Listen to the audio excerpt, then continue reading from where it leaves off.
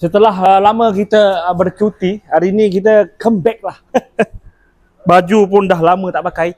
Selama 3 bulan. Hari ni kita ada projek Projek apa? Projek steering kita tu. Dia punya signal bukan main dekat lagi dengan dia punya steering. Kau tengok sini.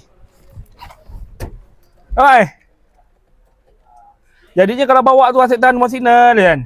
Jadi sekarang ni aku dah tu projek nak masuk ini lah. Kita akan sambung buskit ni Kita akan masukkan buskit ni masuk dekat steering ni. Steering ni ada cover lah. Okey, ada cover. Jadi cover ni kita buka dulu lah. Dalam ni ada lengki ada 2 saiz. Kita buka aja ni. Kita buka azah aja. Macam inilah buka.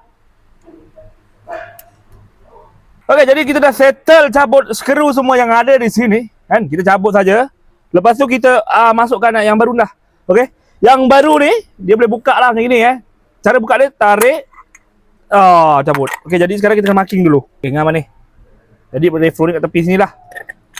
Okey. Kat sini pun disediakan sekali skru Okay, dalam ni pun plastik pun disediakan skru. Inilah skrunya skru lengki ni lah. Saiz berapa pun tak pasti dah ni berapa saiz. Jadi kita ikat lah dekat buskit yang baru ni lah. Lepas tu belakang ni ada wire Wire tu kau sambung sendiri lah. Sebab aku punya kereta ni memang daripada azali memang tak ada horn. Okey, kita ikatlah secukup berasa. Kita tambahkan bumbu yang ada. Okey, kita tambahkan garam sikit. Kita ikat secukup berasa. Okey, pakai torque rest. Inilah torque rest dia. Kita ikat dia ni. Tek tek tek. Okey, settle. Lepas tu kita cubalah.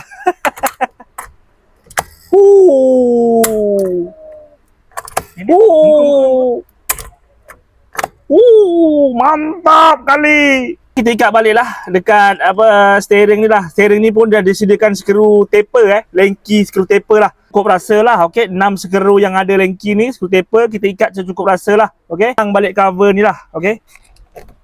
Wah, baru jauh kan dengan signal. Jadi sekarang ni kita boleh buka.